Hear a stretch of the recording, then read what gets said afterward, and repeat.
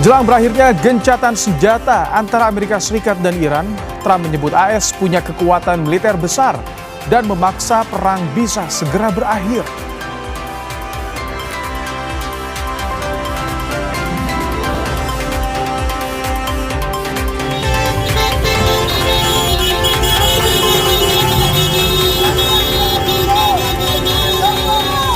Warga Beirut, Lebanon merayakan dimulainya gencatan senjata 10 hari dengan Israel. Warga melepaskan tembakan perayaan ke langit.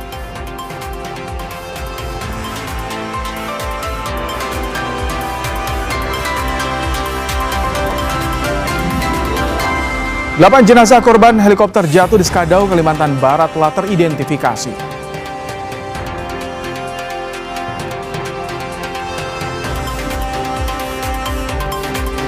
Aktivis kontra sekaligus korban penyiraman air keras Andri Yunus surati Presiden Prabowo minta pembentukan tim gabungan pencari fakta independen.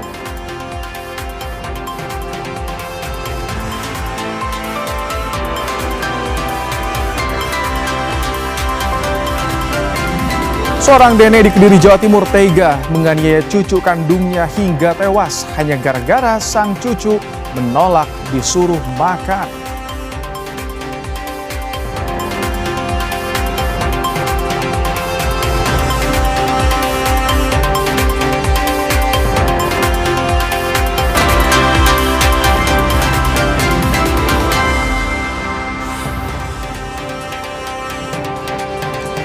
Halo, selamat malam saudara. Anda kembali menyaksikan program Kompas Malam bersama saya Rahmat Ibrahim. Selain informasi tadi, kami juga akan menyajikan informasi lainnya untuk menemani malam hari Anda.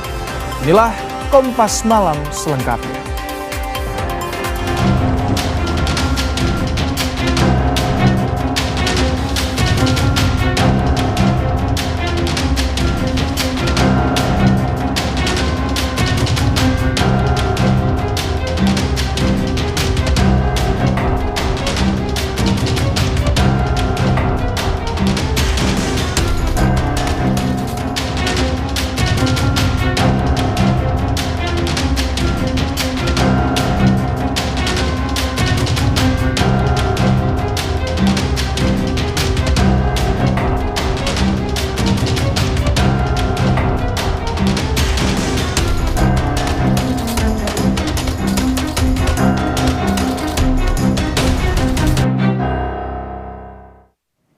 Saudara, warga Beirut, Lebanon merayakan dimulainya gencatan senjata 10 hari dengan Israel.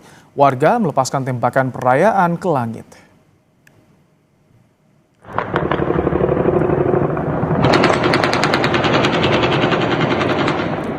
Tembakan senjata otomatis dan peluru pelacak tracer rounds terlihat jelas menerangi langit malam, terutama di pinggiran selatan Beirut. Gencatan senjata yang ditengahi oleh Presiden Amerika Serikat Donald Trump ini mulai berlaku pada 17 April pukul 00 waktu setempat.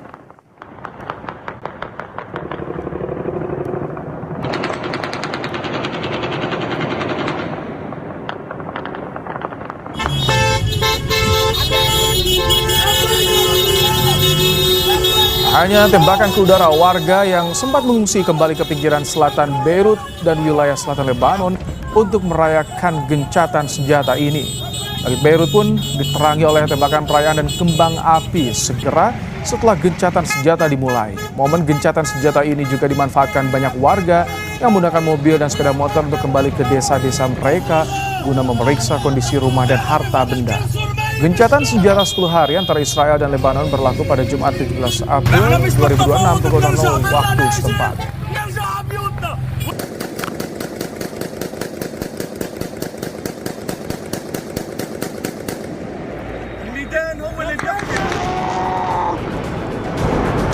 Sebelum gencatan senjata berlangsung, pasukan Hizbullah merilis video serangan rudal yang dilepaskan dengan menyasar sejumlah fasilitas militer Israel. Video ini dirilis oleh media di Lebanon Al-Manar TV. Lokasi dan tanggal peluncuran tidak dapat diverifikasi secara independen.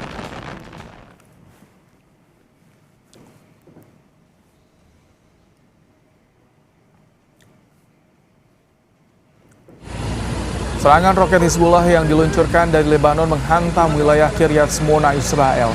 Sedangkan ini membuat kendaraan milik warga terbakar. Petugas pun langsung berusaha memadamkan api. Tidak ada korban jiwa akibat peristiwa ini.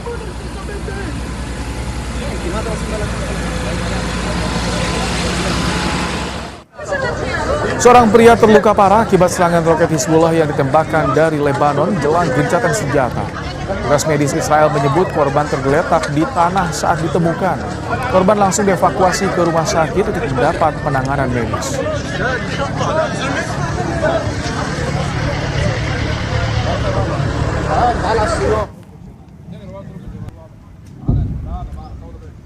Kepulan asap tebal membumbung di Lebanon Selatan saat serangan Israel berlanjut pada Kamis waktu setempat. Menurut media Lebanon, serangan Israel menargetkan zona industri dan sekitar supermarket Tauvir di Jalan Nabih Berri. Serangan juga menghantam kota Farman, Arnon, Aba, dan Yahmor al-Shekif. Sebuah drone juga dilaporkan menargetkan sepeda motor di persimpangan Faroua di Jalan Raya Hawus Nabatie. Serangan ini mengakibatkan 1 orang tewas.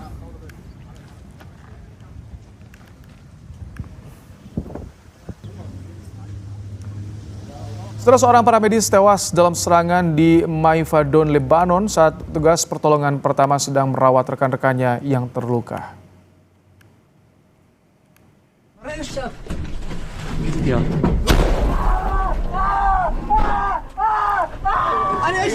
Inilah detik atau rekaman detik-detik ledakan yang dirilis layanan ambulans Nabatie. Ledakan terjadi dekat ambulans mereka di Maifadon, Lebanon saat petugas pertolongan pertama sedang merawat rekan-rekan mereka yang terluka. Seorang paramedis tewas dalam serangan di Lebanon ini.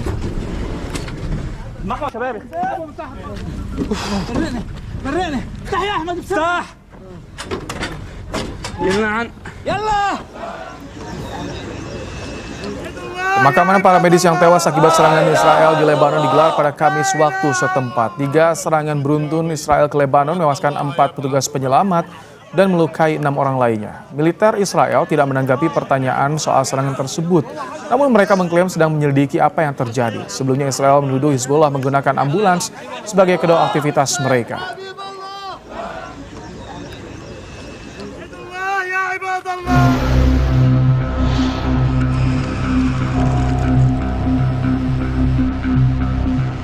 Jelang berakhirnya gencatan senjata antara Amerika Serikat dan Iran, pembicaraan mengenai berakhirnya perang mulai diutarakan Presiden Amerika Serikat Donald Trump. Trump menilai perang berjalan lancar dan sesuai strategi. Trump menyebut AS punya kekuatan militer besar dan memaksa perang bisa segera berakhir. I don't want to be a wise guy. I don't want to speak too soon. But we do very well. You notice that we're doing very well. And I will say the war in Iran is going along swimmingly. We can do whatever we want. And it should be ending pretty soon. It was perfect. I mean, it's perfect. It was the power we have, our military. We have the most powerful military anywhere in the world. I built it 4 years. Sementara rencana perundingan kedua negara juga sedang diupayakan kembali oleh Pakistan sebagai mediator.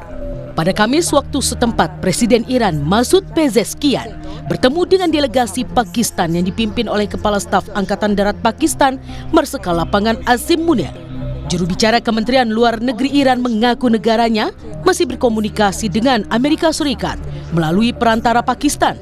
Iran menegaskan mereka tidak akan maju ke perundingan jika ada pemaksaan syarat-syarat dari pihak lawan.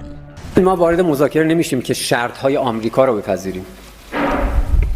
ما برامون ملاک، منافع و حقوق ملت ایران هست. اگر مذاکره‌ای بر این اساس باشه که شرط یک طرف بر طرف دیگه تحمیل بشه، این اسمش مذاکره نیست. این اسمش دیکته است. تحمیل هست. و میدونید که جمهوری اسلامی ایران، ملت ایران هیچ وقت چنین تحمیل و دیکته‌ای رو نمیپذیره. Pakar geopolitik dan keamanan nasional Wibawanto Nugroho Widodo menilai Amerika Serikat harus mengubah strategi jika ingin perang cepat selesai. Menurut Wibawanto, Amerika Serikat harusnya tidak memaksa Iran untuk menyerah, tapi mengajak Iran untuk mencapai kesepakatan. Dia mengatakan bahwa ada dua opsi untuk menghadapi ini. Yang pertama adalah Presiden Trump ya harus bergeser kepada niat ya, untuk memaksa Iran surrender, tetapi lebih bergeser menjadi mengajak Iran untuk mencapai deal gitu. Nah, opsi yang dimasukkan Valinatar itu adalah opsi untuk jangan menekan Iran untuk memaksa surrender, tetapi untuk mengajak Iran melakukan deal sehingga ya hasilnya cepat dicapai. Rencana perundingan tahap kedua AS dan Iran kembali mencuat setelah perundingan di Islamabad gagal pada pekan lalu. Pakistan kembali menjembatani komunikasi kedua negara. Presiden Amerika Serikat Donald Trump klaim perang akan berakhir dan Pakistan juga sedang mengupayakan perundingan ronde kedua antara kedua belah pihak. Kita akan bahas bersama dengan peneliti senior Indo-Pacific Strategic Intelligence Aisyah Kusuma Sumantri. Selamat malam Mbak Aisyah. Selamat malam Mas Bayu. Oke, Mbak Aisyah, jadi sebetulnya klaim dari Donald Trump ini soal perang bisa saja segera berakhir. Ini sebuah tekanan pada Iran atau memang sinyal menuju ke arah negosiasi jilid 2? Iya, kita kira sebenarnya kedua belah pihak saat ini memang menginginkan adanya perbincangan lebih lanjut ya. Jadi di perbincangan pertama ini kemarin yang terjadi di Islamabad, kita bisa melihat bahwa sticking point-nya ini masih sangat kuat. Nah, ini sticking point-nya ada di 3 poin utama, di antaranya adalah permasalahan timeline terkait penundaan program nuklir Iran, lalu kemudian kontrol Selat Hormuz, dan kemudian juga mengenai gencatan senjata di seluruh front yang ada di Timur Tengah. Nah, saya rasa sebenarnya sekarang ini kan Iran ini mengalami kerugian secara militer yang cukup besar ya. Dari Tehran ini sejujurnya sudah habis-habisan, lalu kemudian dia banyak sekali industri-industri strategis yang hancur, dan militernya juga kalau menurut data dari Amerika Serikat ini sudah mengalami kerusakan sekitar 30%. Sementara Amerika Serikat di sini juga mengalami kerugian secara strategis. Di antaranya adalah kerugian-kerugian dari sisi ekonomi dan dari segi politik dalam negeri maupun luar negeri. Nah, jadi kedua negara ini saat ini sedang berusaha untuk kemudian mencari jalan keluar sebenarnya. Nah, bagi Amerika Serikat sekarang desakannya jauh lebih tinggi karena sekarang kan dia akan menghadapi midterm election, di mana kemudian nanti akan ada pemilihan ulang nih dari Senat dan Kongres ya, sehingga ada kemungkinan besar sebenarnya Republikan ini itu bisa tersingkir kalau pollingnya terus turun. Karena terakhir kalau tidak salah polling Donald Trump ini hanya sekitar 35% approval rate-nya, dan presiden untuk bisa mengendorse kembali ya kekuatan politik partainya itu harus mencapai 30%. Jadi sudah dalam ambang batas ya ketidakpopuleran sebenarnya Donald Trump ini. Nah, sementara saya kira di sini juga Iran karena adanya ya kerusakan dari pabrik petrokimia di South Pars ya, yang merupakan 85% dari total produksi petrokimia di Iran, juga kemudian kita tahu bahwa terbunuhnya pemimpin-pemimpin di dalam IRGC dan kemudian Quds Force ini memaksa Iran sebenarnya untuk bisa stop dan rerouting. Nah, saya kira sekarang yang keduanya untuk bisa stop ya dan kemudian melakukan sebenarnya gencatan at the very least di bidang kinetic force ini sebenarnya membuka peluang yang lebih besar untuk bisa ya melakukan pembicaraan. Apalagi kita sudah mengetahui bahwa beberapa lalu sebenarnya diplomat dari Pakistan ini kan sudah mengunjungi Iran ya untuk bisa membujuk Iran melakukan negosiasi kembali. Tapi sebetulnya memang ada kemauan, Mbak Aisyah, ada kemauan dari Amerika Serikat dan juga Iran, atau mereka juga masih gengsi untuk exit strategi mengakhiri perang ini?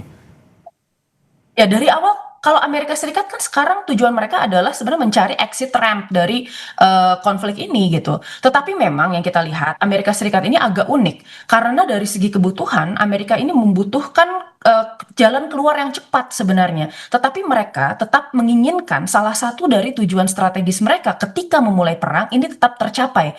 Apakah itu di bidang nuklir, apakah itu di bidang peperangan dan lain-lain. Jadi niatannya ada. Memang itu yang diinginkan oleh Amerika Serikat sekarang karena tadi ya desakan yang begitu kuat di bidang ekonomi dan politik. Nah, sementara untuk Iran, saya rasa Iran ini kan sebenarnya terus-menerus memperpanjang konflik dari kemarin. Tetapi saat ini Iran ini sedang di atas angin sehingga dia merasa bahwa oke, cukup di sini kita bisa memiliki leverage yang lebih kuat untuk bisa berunding. Jadi di dalam perundingan sebenarnya keduanya ini memiliki keinginan untuk berunding. Tetapi permasalahannya keduanya ini sama-sama berpikir bahwa dirinya itu berada di dalam posisi yang menguntungkan. Ini mengapa kemudian negosiasinya ini akan menjadi sangat sulit karena dua-duanya ini tetap memiliki ego untuk bisa mendapatkan konsesi yang menguntungkan negara mereka. Nah, kalau misalkan tidak dicapai kesepakatan, pekan depan kan gencatan senjata berakhir nih.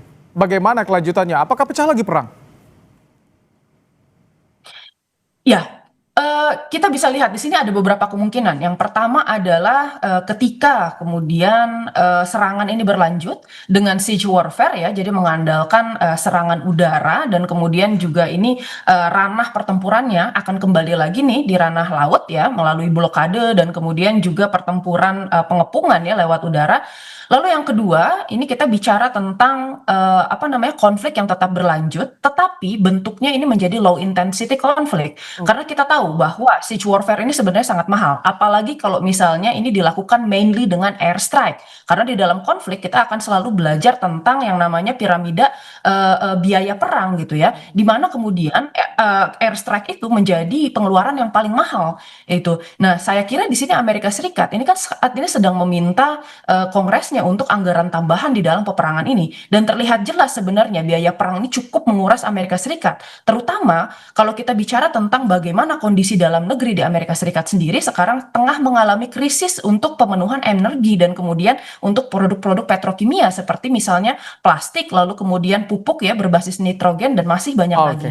Baik, semoga tadi tekanan-tekanan yang didapatkan baik kepada Amerika Serikat dan juga Iran ini bisa jadi celah peluang besar negosiasi jilid 2 dan dicapainya kesepakatan. Terima kasih peneliti senior Indo-Pacific Strategic Intelligence Aisyah Kusuma Sumantri telah bergabung di Kompas Malam hari ini.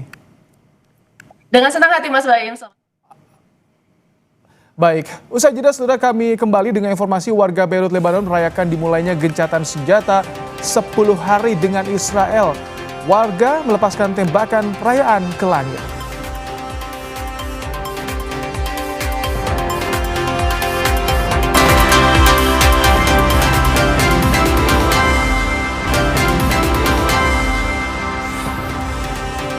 Israel dan Lebanon telah sepakat melakukan gencatan senjata selama 10 hari. Namun Perdana Menteri Israel Benjamin Netanyahu memastikan tak akan menarik pasukannya dari Lebanon.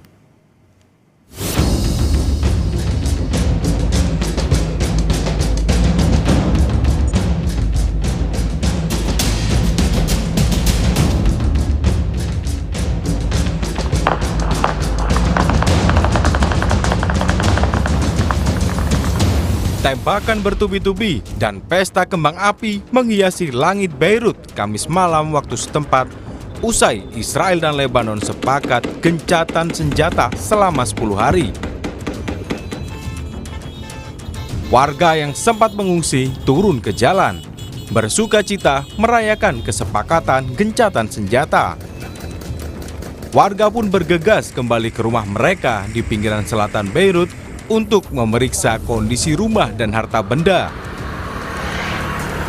Gencatan senjata dilakukan setelah perang Israel dengan Hizbullah yang berlangsung lebih dari 1 bulan. Kepastian gencatan senjata sebelumnya disampaikan Presiden Amerika Serikat Donald Trump. Trump memuji gencatan senjata sementara antara Lebanon dan Israel dan menyebut kesepakatan itu sebagai peluang yang menarik. With Lebanon, it's very exciting. I think we're going to have a deal. We're going to have a meeting, first time in 44 years, and Lebanon will be meeting with Israel, and they're probably going to do it at the White House. I think we will have an agreement between Lebanon, and they're going to take care of Hezbollah. But they're going to be working on Hezbollah right now. But we'll have an agreement between Israel, very importantly, and Lebanon. Meski gencatan senjata berlaku, Perdana Menteri Israel Benjamin Netanyahu memastikan tak akan menarik pasukannya dari Lebanon. Netanyahu bilang zona keamanan oleh pasukan Israel justru akan diperluas yang membentang dari Laut Mediterania hingga perbatasan Suriah. כדי להשיג את הפסקת האש, חיזבאללה התעקש על 2 תנאים. התנאי ראשון, ישראל חייבת לסגת מכל שטחה של לבנון, עד הגבול הבינלאומי. תנאי שני, הפסקת אש במתכונת שקט תמורת שקט. לא הסכמתי לא לזה ולא לזה, ואכן שני התנאים האלה אינם מתקיימים. אנחנו נשארים בלבנון ברצועת ביטחון מעובה. זה לא 5 הנקודות שהיו לפני שהגעת הערים. זה רצועת ביטחון שמתחילה בים וממשיכה עד הר דוב ומבואות החרמון עד גבול סוריה. Gencatan senjata antara Israel dan Lebanon resmi dimulai sejak pukul 00 dini hari waktu setempat pada 16 April 2026 dan akan berlangsung selama 10 hari ke depan. Israel dan Lebanon telah sepakat melakukan gencatan senjata selama 10 hari. Meski demikian, Israel dilaporkan tetap mempertahankan pasukannya di zona militer. Akankah militan Hizbullah patuh ke pemerintah Lebanon? Untuk bahasnya kita sudah bersama dengan pengamat militer dari CIDE, Anton Ali Abbas. Selamat malam Mas Anton. Malam Mas.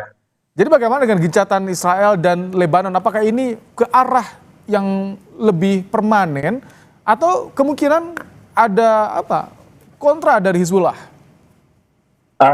Saya pikir ini adalah awal yang baik ya terkait untuk perang di kawasan justru.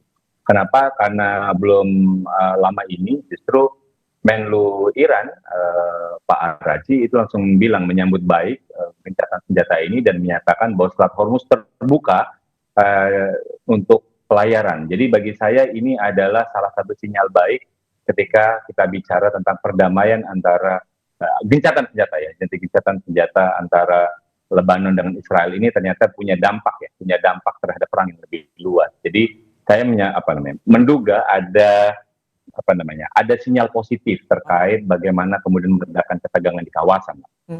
Tapi bagaimana posisi Hizbullah? Ini kan yang gencatan Israel dan Lebanon. Akankah Hizbullah terpojok? Saya pikir ini bukan terpojok. Justru saya melihatnya bagaimana kemudian Presiden Amerika dalam hal ini Donald Trump itu bisa menekan Perdana Menteri Israel Benjamin Netanyahu untuk sepakat gencatan senjata selama 10 hari karena memang proses negosiasi antara Amerika Serikat dan Israel juga sedang berlangsung.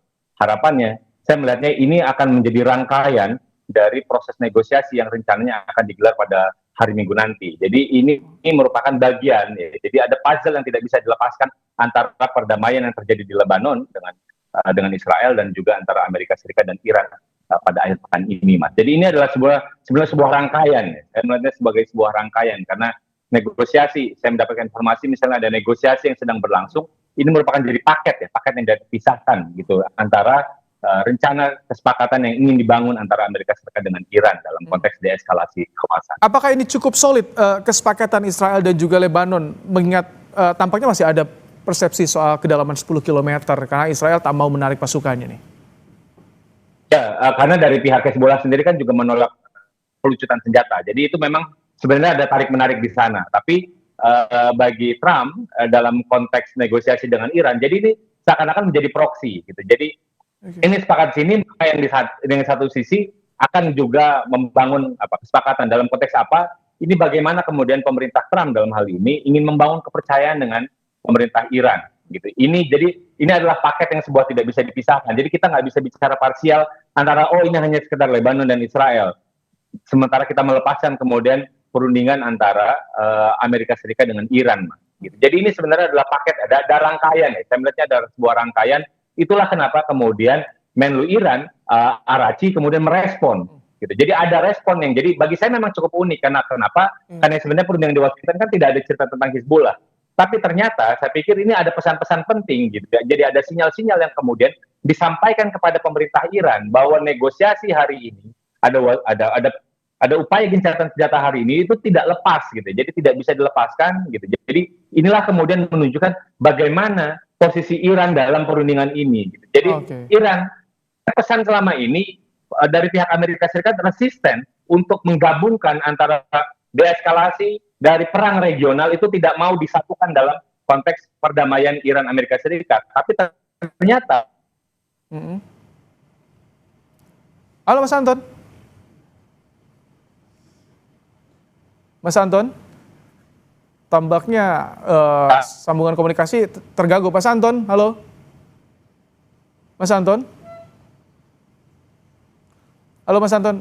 Baik, tadi disambut baik yang disampaikan oleh pengamat militer Anton Ali Abbas soal adanya kesepakatan gencatan senjata antara Israel dan juga Lebanon. Ini diharapkan tentu bisa membawa pengaruh positif pada nanti rencana negosiasi jilid 2 yang akan dilakukan oleh Iran dan juga Amerika Serikat. Kami ucapkan terima kasih Mas Anton Ali Abbas sudah bergabung di Kompas Malam tadi sebelum ada gangguannya. Usai jeda, Kompas Malam kembali dengan informasi 8 jenazah korban helikopter jatuh di Skadau, Kalimantan Barat telah teridentifikasi. Kami hadirkan laporan langsungnya saat lagi.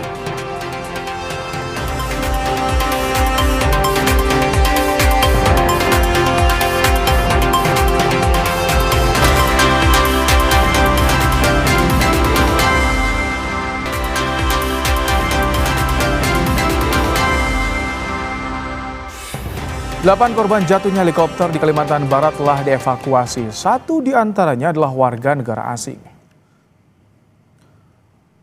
8 jenazah korban jatuhnya helikopter PKCFX di Kabupaten Sekadau tiba di Rumah Sakit Bayangkara Anton Sujarwo, Pontianak.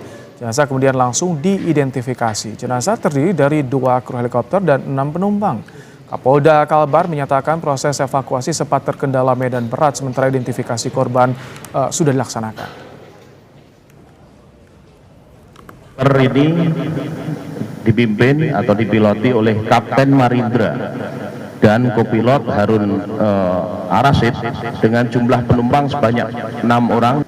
Kemudian tentunya kami juga menurunkan beberapa tim di samping Basarnas, tim TNI Polri juga menurunkan tim DBI, ya dokter forensik, kemudian untuk mempersiapkan sarana prasarana untuk kesehatan, ya kemudian untuk membantu melakukan identifikasi. Ya, pada Jumat malam proses identifikasi 8 jenazah jatuhnya helikopter di Skadau, Kalimantan Barat telah selesai. 8 jenazah telah teridentifikasi. Usai diidentifikasi, jenazah akan diserahkan pada keluarga untuk dimakamkan. Informasi lebih lengkap terkait proses identifikasi korban jatuhnya heli di Kabupaten Sekadau, Kalimantan Barat akan disampaikan jurnalis Kompas TV Doris Pardede dan Muhammad Nasruddin dari Pontianak. Selamat malam Doris, jadi usai diidentifikasi apakah jenazah sudah diserahkan pada keluarga? Ya, kami saat ini masih berada di Rumah Sakit Bayangkara Pontianak, Kalimantan Barat. Kami bisa menginformasikan informasi terkini bahwa sejak pukul 11 tadi proses identifikasi 8 jenazah jatuhnya helikopter di Kabupaten Sekadau, Kalimantan Barat dilakukan dan proses semua dilalui dengan lancar. Dan setelah pukul 7 malam tadi, ke-8 korban jatuhnya helikopter ini bisa diidentifikasi dan semuanya bisa diidentifikasi dan semua data-data juga bisa dicocokkan antara apa yang didapatkan informasi dari keluarga dan apa juga yang dilakukan proses identifikasi dari tim forensik Dokes di rumah sakit ini. Dan untuk informasi lebih jelas berikut petikan wawancara kami bersama Kepala Rumkit Bayangkara Pontianak. Secara identifikasi tetap kita menunggu kesahihan. Ada proses satu lagi yang namanya rekonsiliasi. Rekonsiliasi itu merupakan nanti proses terakhir sebelum diserahkan kepada pihak keluarga, memanggil pihak keluarga dan memastikan sekali lagi propertis yang ada, tanda-tanda yang ada di tubuh dan apa yang menjadi primary identifikasi akan kita paparkan nanti kepada pihak keluarga dan perusahaan. Ya, setelah tadi dilakukan proses identifikasi dan ke-8 jenazah tersebut sudah berhasil diidentifikasi, terus proses selanjutnya yang dilakukan oleh tim yaitu menyerahkan jenazah-jenazah tersebut kepada keluarga satu persatu untuk dilakukan identifikasi akhir. Jadi adanya pencocokan antara data-data yang dibawa keluarga dengan data-data yang ditemukan oleh tim Bid Dokes Polda Kalbar. Selanjutnya untuk hal yang dilakukan oleh tim yaitu ada tadi ditemukan tim berupa barang-barang berharga yang melekat di jenazah dan barang-barang berharga tersebut juga diserahkan kepada keluarga dengan melakukan pencocokan yang sedemikian rupa. Selanjutnya tadi dilakukan juga penyerahan barang-barang berharga juga yang ditemukan di lokasi dan juga diserahkan kepada pihak keluarga dan kepada pihak perusahaan. Demikian. Baik, terima kasih untuk laporannya Doris Pardede dan Muhammad Nasruddin langsung dari Pontianak, Kalimantan Barat. Ya, saudara, informasi berikutnya, setelah berkas perkara kasus penyiraman air keras dirinya diserahkan ke pengadilan militer, aktivis Kontras Andri Yunus surati Presiden meminta pembentukan tim gabungan pencari fakta independen. Surat ini ditulis tangan oleh aktivis Kontras korban penyiraman air keras oleh 4 anggota TNI dan akan diserahkan pada Presiden Prabowo melalui Sekretariat Negara. Dalam suratnya, Andri Yunus menyinggung pengadilan militer dalam kasus penyiraman air keras tidak memiliki keabsahan dan meminta kasus ini dibawa ke pengadilan umum. Andri juga meminta Presiden Prabowo membentuk tim gabungan pencari fakta independen untuk kasus ini. Sebagai korban dari kekerasan prajurit militer, saya meminta Bapak Presiden Republik Indonesia untuk segera membentuk TGPF dan memutuskan bahwa kasus ini semestinya diselesaikan di peradilan umum. Saya meminta Bapak memastikan proses penanganan perkara ini berjalan akuntabel dan tunduk pada prinsip due process of law dengan menempatkan peradilan umum sebagai forum yang sah, kredibel, dan bersih dari kepentingan-kepentingan korup. Kasus ini bukan semata tentang diri saya, melainkan tentang komitmen negara dalam melindungi warganya dan menjunjung hukum secara adil. Salam Andri Yunus. Saudara, hanya gara-gara sang cucu bermain terus dan menolak disuruh makan, seorang nenek di Kediri, Jawa Timur tega menganiaya cucu kandungnya hingga tewas. Korban mengalami luka parah di sekujur tubuhnya. Jenazah balita berusia 3 tahun dimakamkan di pemakaman umum Kelurahan Ngronggo, Kota Kediri. Korban meninggal dunia akibat pendarahan hebat setelah mengalami kekerasan yang dilakukan oleh neneknya sendiri. Sang nenek tega menganiaya cucunya sendiri dengan menggunakan gagang sapu dan paralon. Cuma gara-gara kesal karena korban banyak bermain dan menolak saat disuruh berhenti untuk makan. Usai dipukul nenek, korban lalu pergi ke dapur untuk merendam diri di dalam timba cucian berisi air. Ibu korban menemukan anaknya di dapur dalam kondisi sudah tidak bernyawa. Kemudian untuk motifnya, sementara kita dapati bahwasanya terduga pelaku ini melakukan karena anak korban ini tidak menuruti apa perkataan dari terduga pelaku. Menurut kesaksian tetangga, selama ini pelaku memang sering menganiaya cucunya tersebut. Keluar, jadi kayak kehidupannya di dalam itu kan nggak ada yang ngerti. Bocah kan ketakutan kalau ditanya, nanti dok, ada mbahku. Oh, ketakutan. Harapan tetangga sekitar kepada pelaku nanti kalau terbukti, Bu, harapannya seperti apa? Ya Allah, ya dihukum seberat-beratnya, sesuai hukum yang berlaku gitu aja. Matur.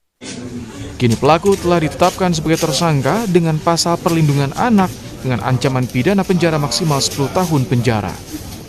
Ismail Hasan, Kompas TV, Kediri, Jawa Timur. Krisis energi imbas perang di Timur Tengah memaksa negara-negara konsumen minyak mentah putar otak cari jalan untuk penuhi kebutuhan minyak dalam negeri, tak terkecuali Indonesia. Ulasan Istana hadir sesaat lagi.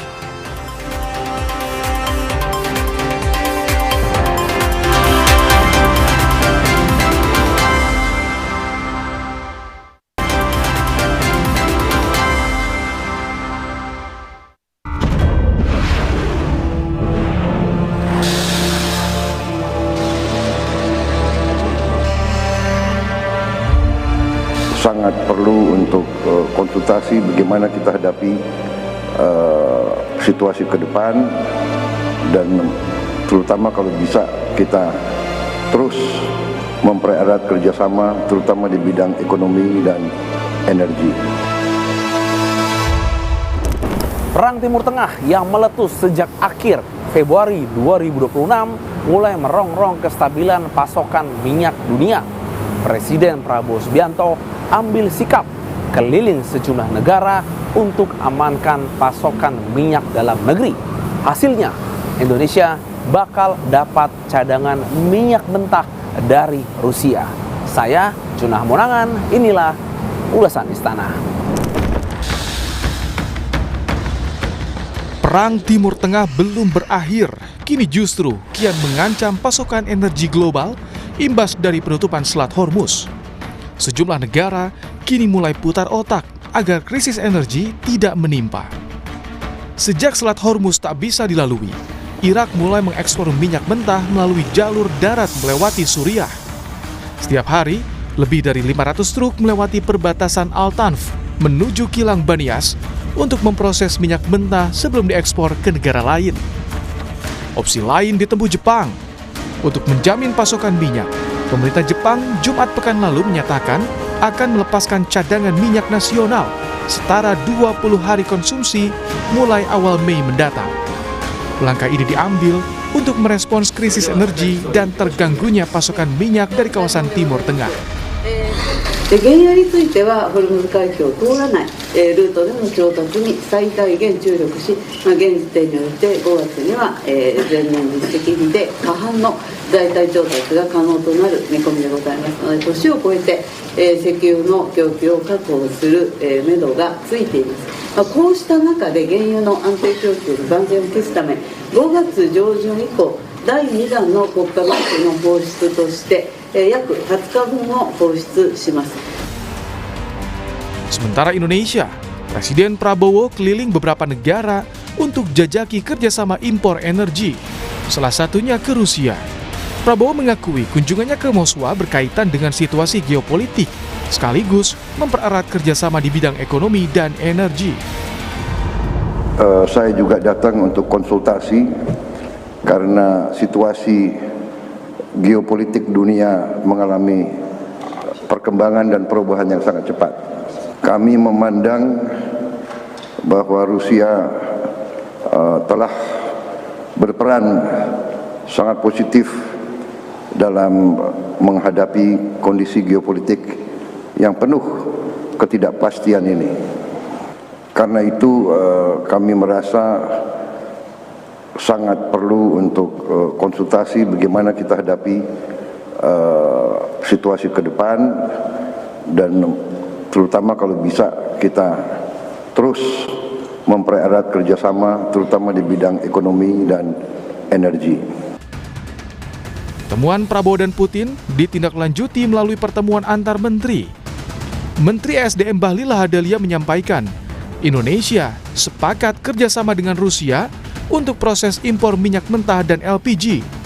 Diharapkan, kesepakatan ini bisa mengamankan cadangan minyak nasional. Dan alhamdulillah apa yang sudah menjadi kesepakatan itu kita mendapatkan hasil yang cukup baik, di mana kita bisa mendapatkan cadangan crude kita untuk kita nambah.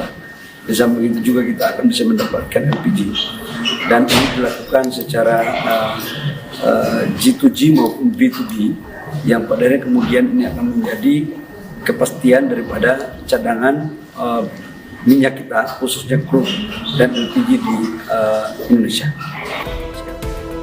Indonesia perlu mengambil langkah strategis mencari sumber penghasil minyak baru, menyiasati pembatasan distribusi minyak mentah melalui Selat Hormuz.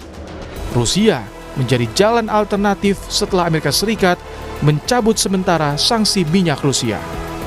Dalam memenuhi kebutuhan konsumsi nasional, Indonesia mampu memproduksi minyak mentah hingga 605.000 barel per hari.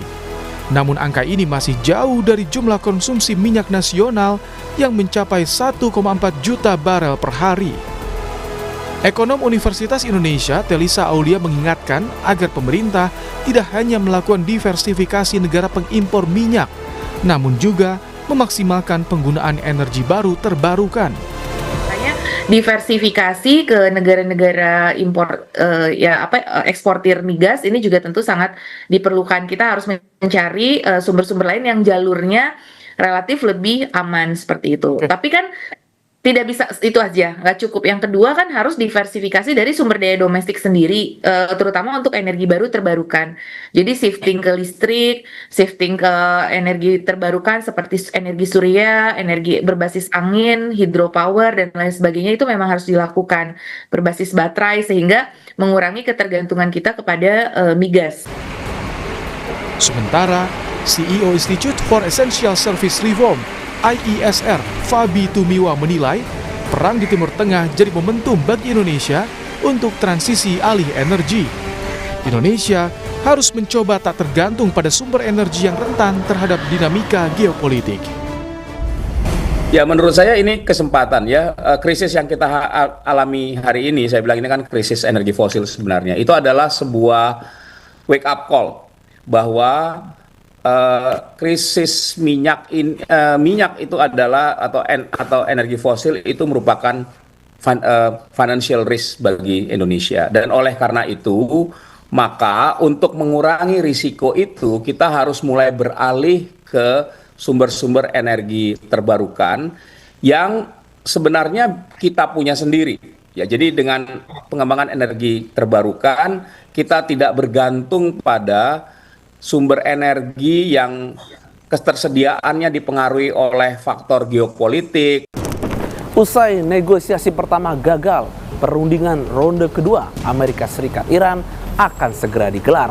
Namun jika kembali menemui jalan buntu, ancaman harga minyak yang melambung tinggi tak bisa dihindari. Mitigasi jangka panjang perlu disiapkan agar kebutuhan minyak dalam negeri tercukupi. Anggaran belanja negara juga tidak terbebani. Sebuah asrama Polri di Daan Mogot, Kalideres, Jakarta Barat terbakar. Api diduga pertama kali muncul dari salah satu kamar di lantai 4 asrama Blok O.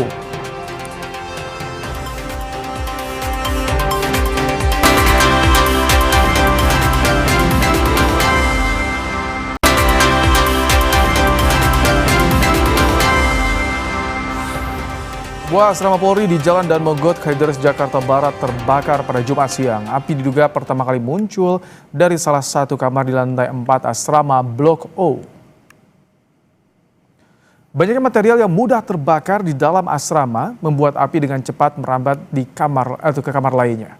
Api dapat dipadamkan 1 jam kemudian setelah 8 unit mobil damkar diterjunkan ke lokasi. Kebakaran titik kenalnya di perumahan Polsek asrama polisi. Jadi kita luncurin pos yang terdekat dari Citra 1, Citra 2, dan sektor termasuk yang Semanan. Ada 8 unit yang diluncurkan dan alhamdulillah kita bisa padamkan tidak sampai 1 jam. Cuma mungkin yang agak lama itu proses pendinginan ya, karena kita harus urai-urai barang aja itu. Saudara, diplomasi tak selamanya dilakukan di meja perundingan, namun bisa melalui kesenian tradisional. Di Paris, puluhan seniman dari Indonesia dan Perancis menjalin persahabatan lewat gamelan dan tarian Bali.